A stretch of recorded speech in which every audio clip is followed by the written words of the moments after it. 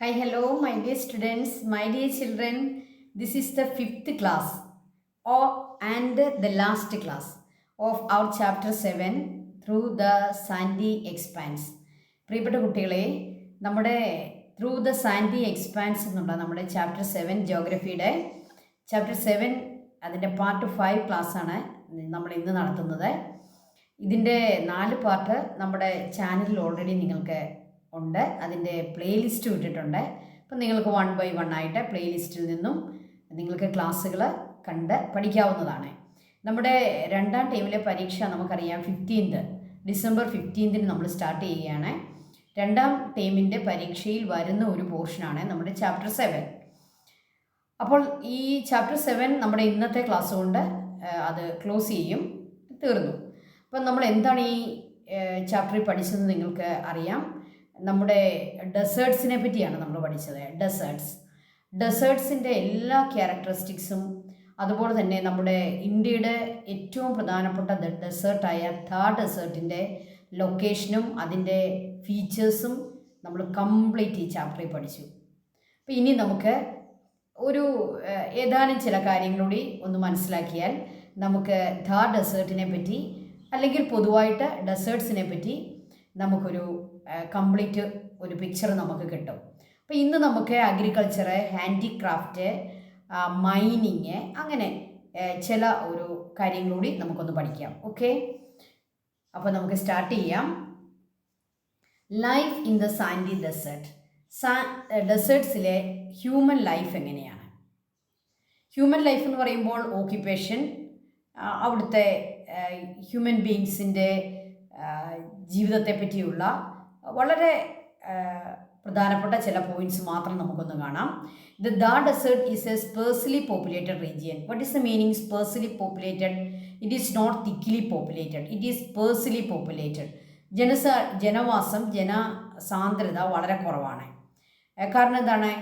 Desert നമുക്കറിയാം ജനങ്ങളുടെ ലൈഫിന്, ജീവിതത്തിന് വളരെ ഏറെ പ്രയാസങ്ങളും ബുദ്ധിമുട്ടുകളും ഒക്കെ സൃഷ്ടിക്കുന്ന ഒരു ടോപ്പോഗ്രഫിയാണ് ഡെസേർട്സ്.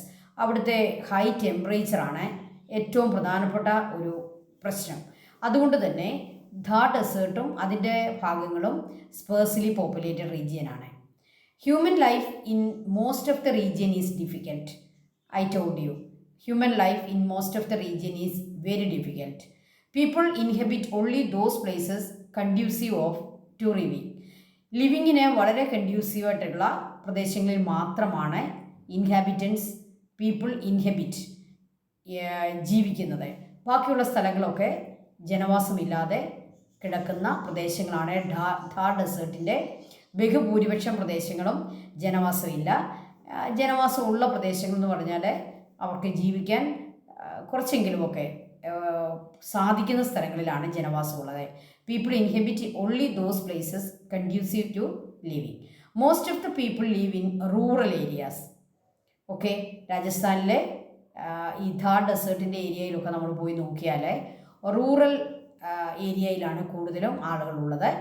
അർബൻ ഏരിയാസ്, അങ്ങനെയുള്ള പ്രദേശങ്ങളിൽ വളരെ കുറവാണ്.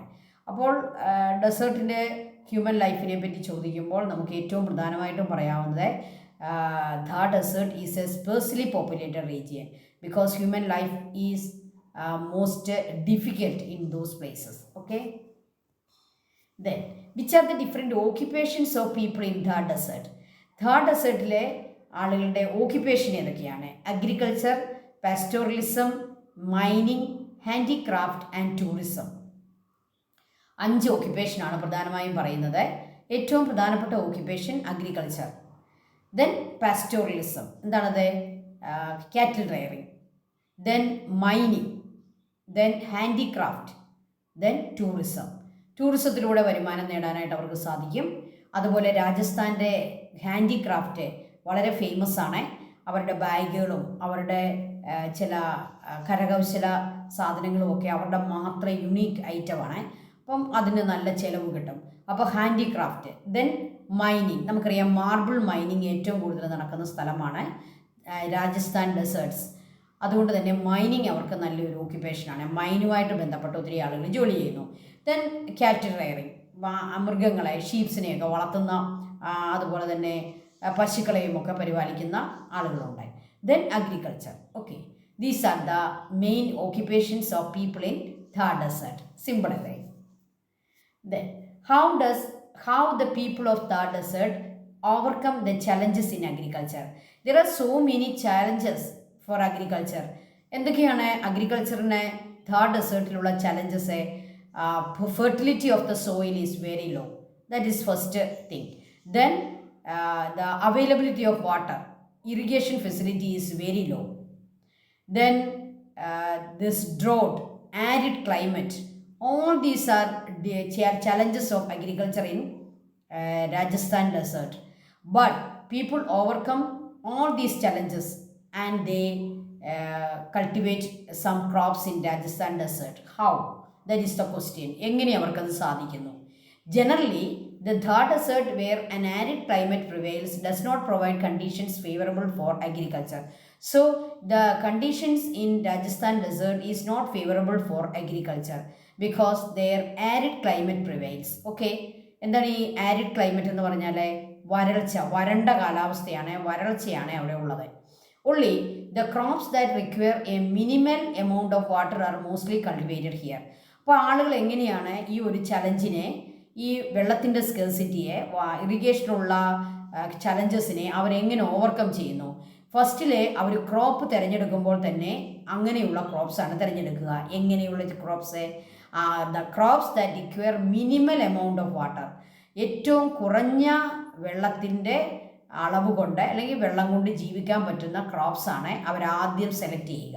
അപ്പോൾ അവിടെ തന്നെ മനുഷ്യൻ ബുദ്ധിപൂർവ്വം പ്രവർത്തിക്കുന്നു. ഏറ്റവും കുറവ് minimal amount of water require ചെയ്യുന്ന ക്രോപ്സാണ് അവർ കൾട്ടിവേഷനായിട്ട് സെലക്ട് ചെയ്യുക. Then people overcome this problem by providing irrigation facility. Arid ക്ലൈമറ്റിനെ, dry സോയിലിനെ അവരെങ്ങനെയാണ് ആ ഒരു പ്രോബ്ലത്തെ ഓവർകം ചെയ്യുന്നത്? ദേ പ്രൊവൈഡ് ഇറിഗേഷൻ ഫെസിലിറ്റി. ഓക്കെ, അതിനവർ ഏറ്റവും വലിയൊരു കനാൽ പ്രോജക്റ്റ് ഉണ്ടാക്കിയിട്ടുണ്ട്. Indira Gandhi canal project is an important irrigation project in this region. അപ്പോൾ രാജസ്ഥാനിലെ എല്ലാ ഏരിയയിലേക്കും, പ്രത്യേകിച്ച് അഗ്രികൾച്ചർ ചെയ്യുന്ന ഏരിയകളിലേക്ക് വെള്ളം പ്രൊവൈഡ് ചെയ്യുന്ന ഏറ്റവും വലിയ ഒരു കനാൽ പ്രോജക്റ്റാണ് ഇന്ദിരാഗാന്ധി കനാൽ പ്രോജക്റ്റ്.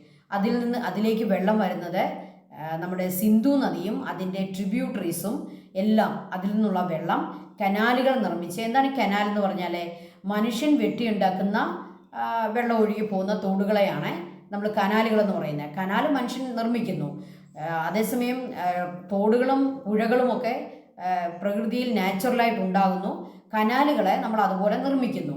അപ്പം മനുഷ്യൻ നിർമ്മിച്ച കനാലുകളിലൂടെ ഈ സിന്ധു നദിയിലെയും അതിൻ്റെ ട്രിബ്യൂട്ടറികളിലെയും വെള്ളം രാജസ്ഥാൻ്റെ ഭാഗങ്ങളിൽ എത്തിച്ച് അവർ ഇറിഗേഷൻ ഫെസിലിറ്റി ഒരുക്കിയിരിക്കുന്നു. Indira Gandhi canal project is an important example for the irrigation project in this region. Major crops include bajra, jowar, wheat, corn, millets, groundnuts, cotton. All these plants require minimal amount of water.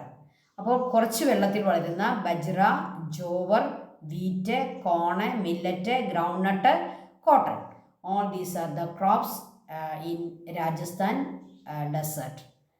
Okay, അപ്പം അഗ്രികൾച്ചറിനുള്ള ചലഞ്ചസിനെ overcome ചെയ്യാനായിട്ട് എന്തൊക്കെയാണ് രാജസ്ഥാനിലെ ആളുകൾ ചെയ്യുക? പ്രധാനമായിട്ട് 2 കാര്യങ്ങളാണ് നമ്മളവിടെ പഠിച്ചത്. ഒന്ന്, മിനിമൽ വാട്ടർ കൊണ്ട് അങ്ങനെ ജീവിക്കാൻ പറ്റുന്ന ക്രോപ്സ് അവർ സെലക്ട് ചെയ്യുന്നു. ഇറിഗേഷൻ ഫെസിലിറ്റി പ്രൊവൈഡ് ചെയ്യുന്നു. അതിന് ഇന്ദിരാഗാന്ധി കനാൽ പ്രോജക്റ്റ് അവരെ പ്രയോജനപ്പെടുത്തുന്നു. ഓക്കെ, അപ്പോൾ ഇത് നിങ്ങൾക്ക് അവിടുത്തെ ഒരു മില്ലറ്റാണ്, ബജ്ര അല്ലേ, ബജ്ര. ഓക്കെ, ഇങ്ങനെ ഉള്ള കോട്ടണൊക്കെ നിങ്ങൾക്ക് അറിയാം അല്ലേ, കോട്ടൺ നിങ്ങൾ കണ്ടിട്ടുണ്ട്.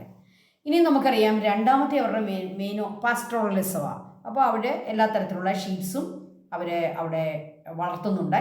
അപ്പോൾ അത് നമുക്ക് മാറ്റി വെക്കാം. ഇനി നമുക്ക് മൂന്നാമത്തെ ഓക്യുപ്പേഷനിലേക്ക് വരാം. Mining in Rajasthan. Makrana marbles from Rajasthan is world famous. ഇതെങ്ങനെയാണ് ഈ മക്രാന മാർബിൾ ഏറ്റവും ഫേമസ് ആയത്? ലോക മഹാത്ഭുതം എന്നറിയപ്പെടുന്ന ഇന്ത്യയുടെ അഭിമാനമായ താജ്മഹൽ നിർമ്മിച്ചിരിക്കുന്നത് മക്രാന മാർബിൾ കൊണ്ടാണ്. ഈ മക്രാന മാർബിള് രാജസ്ഥാനിൽ നിന്നാണ് നമുക്ക് ലഭിച്ചിരിക്കുന്നത്.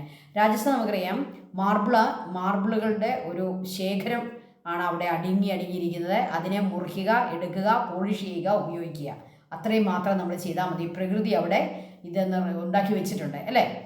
അപ്പോൾ മക്രാന മാർബിൾസ് ഏറ്റവും ഫേമസ് ആണ്. ഇത് നമുക്ക് രാജസ്ഥാനിൽ നിന്ന് കിട്ടുന്നു. Every year metric tons of marbles are mined from here. ഓരോ വർഷവും മെട്രിക് ടൺസ് മാർബിളുകളാണ് ഇവിടുന്ന് മൈൻ ചെയ്തെടുക്കുക. ദിസ് റീജിയൻ, നമ്മുടെ നാട്ടിൽ പോലും രാജസ്ഥാനിൽ നിന്നുള്ള മാർബിളാണ് വരുന്നത്. This region also has significant deposits of lead, zinc, silver, copper, tungsten, then manganese, iron, gypsum, lignite and limestone. അപ്പോൾ കുറേയേറെ മിനറൽസ്, അതിൻ്റെ ഡിപ്പോസിറ്റ്സ് ഉള്ള സ്ഥലങ്ങളാണ് ഈ ഥാർ ഡെസേർട്ടും രാജസ്ഥാനും. അവിടെ നമുക്ക് ധാരാളം മാർബിൾ അല്ലാതെ മറ്റ് ധാരാളം മിനറൽസ് ലഭിക്കുന്നു. ഏതൊക്കെയാണ്? Lead, zinc, silver, copper, tungsten, manganese, iron. മാംഗനീസും അയണോട് ചേർക്കുമ്പോഴാണ് നമുക്ക് അറിയാം സ്റ്റീൽ ഉണ്ടാകുന്നത്. Gypsum, okay. ദെൻ ലിഗ്നൈറ്റ് എന്ന് പറയുന്നത് എന്താണ്? കോളിൻ്റെ തന്നെ ഒരു വെറൈറ്റിയാണ് ലിഗ്നൈറ്റ്, കോള്. Then limestone. ഇങ്ങനെ ധാരാളം മിനറൽസ് ലഭിക്കുന്ന സ്ഥലമാണ് രാജസ്ഥാൻ. അപ്പോൾ നമുക്ക് വളരെ സാമ്പത്തിക പ്രാധാന്യമുള്ള സ്ഥലമാണ് രാജസ്ഥാൻ. മക്രാന മാർബിളിനെ പറ്റി ഓർക്കുക. ഇതാണ് ഈ മക്രാന മാർബിൾ മൈൻ ചെയ്തെടുക്കുന്ന ഒരു മൈൻ. കണ്ടോ, മാർബിൾ ഇങ്ങനെ ഇരിക്കുന്നുണ്ട്. അതിനെ ചെറിയ പാളികളാക്കി എടുക്കുകയും അതിനെ പോളിഷ് ചെയ്താണ് നമ്മൾ ഉപയോഗിക്കുന്നത്. ഓക്കെ. ഹാൻഡിക്രാഫ്റ്റ് പ്രൊഡക്ഷൻ ഇൻ രാജസ്ഥാന് നമുക്കറിയാം, അവർക്ക് യുണീക്ക് അവരുടേതായിട്ടുള്ള ചില പ്രോഡക്റ്റുകളുണ്ട്. രാജസ്ഥാൻ കോട്ടൺ എന്നൊക്കെ പറയുന്നത് അവർക്കൊരു യുണീക്ക് ക്വാളിറ്റിയുള്ള കോട്ടൺ ആണ്. രാജസ്ഥാൻ്റെ എല്ലാ ഐറ്റങ്ങളും, ഹാൻഡിക്രാഫ്റ്റ് ആയിട്ടുള്ള എല്ലാ ഐറ്റംസും അവരുടെ വളരെ യുണീക്കാണ്. അവർക്ക് മാത്രമാണ് അത് ചെയ്യാൻ അറിയാവുന്നത്. അത് വേൾഡ് ഫേമസ് ആണ്. ലെതർ പ്രോഡക്ട്സുകളുണ്ട്, ലാംപ് ഷെയ്ഡ്സ് ഉണ്ട്, പൗച്ചസ് ഉണ്ട്, സാൻഡൽസ് ഉണ്ട്, മ്യൂസിക്കൽ ഇൻസ്ട്രുമെൻറ്റ്സ് ഉണ്ട്. ഈ രാജസ്ഥാൻ സാൻഡൽസ് ഒക്കെ വളരെ ഫേമസ് ആണ്. പൗച്ചസ് അല്ലേ, ചെറിയ പേഴ്സുകളെ. ദെൻ ലാംപ് ഷെയ്ഡ്, ലാമ്പിന് കൊടുക്കുന്ന ഷെയ്ഡ്, ലെതർ പ്രോഡക്ട്സ്. നമുക്കറിയാം ബാഗും ലെതർ കൊണ്ടുണ്ടാക്കുന്ന ധാരാളം പ്രോഡക്ട്സ് രാജസ്ഥാനിൽ അതിൻ്റെ ക്വാളിറ്റി വളരെ പ്രധാനപ്പെട്ടതാണ്. അതുപോലെ അവരുടെ മാത്രമായിട്ടുള്ള ചില മ്യൂസിക്കൽ ഇൻസ്ട്രുമെൻറ്റ്സും ഉണ്ട്. അപ്പോൾ ഹാൻഡിക്രാഫ്റ്റിൻ്റെ കാര്യത്തിലും ഇത് കണ്ടോ, നമുക്ക് ചില ബാഗുകളൊക്കെ കണ്ടോ, രാജസ്ഥാൻ്റെ പ്രത്യേക ചിഹ്നം അല്ലെങ്കിൽ പ്രത്യേകതരം പിക്ചേഴ്സൊക്കെയുള്ള പ്രോഡക്റ്റുകൾ. ഇവിടെ നിങ്ങൾക്ക് അവിടുത്തെ ഹാൻഡിക്രാഫ്റ്റിൻ്റെ ഒരു പിക്ചറാണ് ഈ തന്നിരിക്കുന്നത്, നിങ്ങൾക്ക് കാണാം. ഓക്കെ. അപ്പോൾ ഒരു യുണീക്ക് ക്യാരക്ടറിസ്റ്റിക്സ് ഉണ്ടെന്ന് നിങ്ങൾക്ക് മനസ്സിലായി അല്ലേ. ഓക്കെ. ഇനി എനർജി ജനറേഷനും അവിടെ നടക്കുന്നുണ്ട്. അവിടുത്തെ പ്രധാനപ്പെട്ട എനർജി എന്ന് പറയുന്നത് wind energy and solar energy. നമുക്കറിയാം രാജസ്ഥാൻ മരുഭൂമി ആയതുകൊണ്ട് തന്നെ വിൻഡിൻ്റെ ആക്ഷൻ അവിടെ വളരെ കൂടുതലായിരിക്കും. വിൻഡിൻ്റെ വെലോസിറ്റി, ഇൻറ്റൻസിറ്റി വളരെ കൂടുതലായിരിക്കും. ആ വെലോസിറ്റിയെ, ഇൻറ്റൻസിറ്റിയെ ഉപയോഗിച്ചുകൊണ്ട് നമ്മൾ വിൻഡ് എനർജി അവിടെ പ്രൊഡ്യൂസ് ചെയ്യുന്നു. പിന്നെ അതുപോലെ തന്നെയാണ് സോളാർ എനർജി വളരെ നല്ല രീതിയിൽ നമുക്ക് പ്രൊഡ്യൂസ് ചെയ്യാൻ പറ്റുന്ന ഒരു ഏരിയയാണ് രാജസ്ഥാൻ.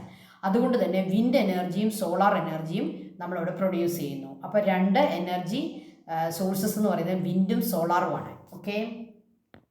അവിടുത്തെ ഒരു വിൻഡ് പാർക്കാണ് നിങ്ങൾ ഈ കാണുന്നത്, വിൻഡ് പാർക്ക് ഇൻ ജയ്സാൽമർ. കണ്ടോ, ഇത് ഓരോ കാറ്റാടിയും വിൻഡിൻ്റെ വെലോസിറ്റി കൊണ്ട് അത് പവർ ജനറേറ്റ് ചെയ്ത് അത് അവർ പല കാര്യങ്ങൾക്കായിട്ട് ഉപയോഗിക്കുന്നു. ഓക്കെ. അപ്പം വളരെ നല്ല പ്രകൃതിക്ക് യോജിച്ച രീതിയിലുള്ള ഒരു എനർജി പ്രൊഡക്ഷനാണ് wind energy. Okay. Non conventional എനർജിയാണെന്ന് നിങ്ങൾക്കറിയാം. അതുകൊണ്ട് നമുക്ക് പൊല്യൂഷനോ അങ്ങനെയുള്ള ഒരു കാര്യവും സംഭവിക്കുന്നില്ല. The significance of tourism in Rajasthan. അടുത്തതായിട്ട് അവിടുത്തെ ആളുകളുടെ ഒരു പ്രധാനപ്പെട്ട ഓക്യുപ്പേഷൻ ടൂറിസമാണ്. ടൂറിസത്തിലൂടെ ധാരാളം പണം അവരുണ്ടാക്കുന്നുണ്ട്. അപ്പോൾ ടൂറിസത്തിന് അനുയോജ്യമായിട്ടുള്ള ഒരു സ്ഥലമാണ് രാജസ്ഥാൻ. എന്തൊക്കെയാണെന്ന് നമുക്കൊന്ന് നോക്കാം. Tourism is a major source of income for the Thar desert. The national parks in this region attract many tourist. അവിടെ ധാരാളം നാഷണൽ പാർക്കുകളുണ്ട്. ഈ പാർക്കുകളെല്ലാം ടൂറിസ്റ്റുകളെ അട്രാക്റ്റ് ചെയ്യുന്നു.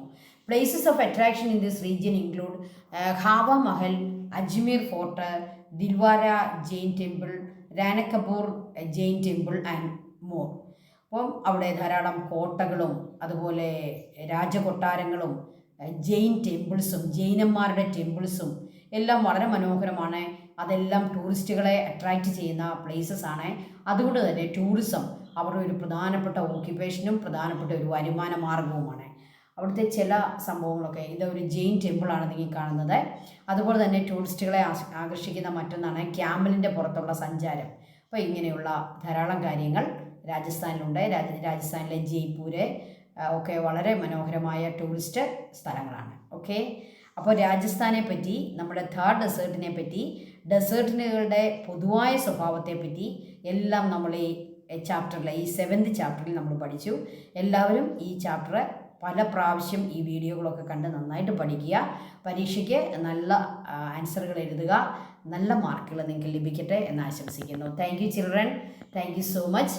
നമ്മുടെ ചാപ്റ്റർ അവസാനിച്ചിരിക്കുകയാണ്. ഇനി നമുക്ക് സെക്കൻഡ് ടൈമിലേക്കുള്ള ഹിസ്റ്ററിയുടെ ചാപ്റ്ററുമായിട്ട് ടീച്ചർ എത്തുന്നതായിരിക്കും. Thank you so much.